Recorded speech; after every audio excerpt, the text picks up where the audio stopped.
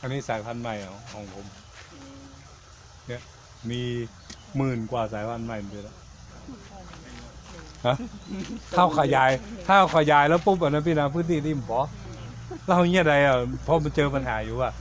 ต้องการพื้นที่ต้องการคนเขากระจายแบบคือหัตถกรรมหมู่บ้านไปเลยไง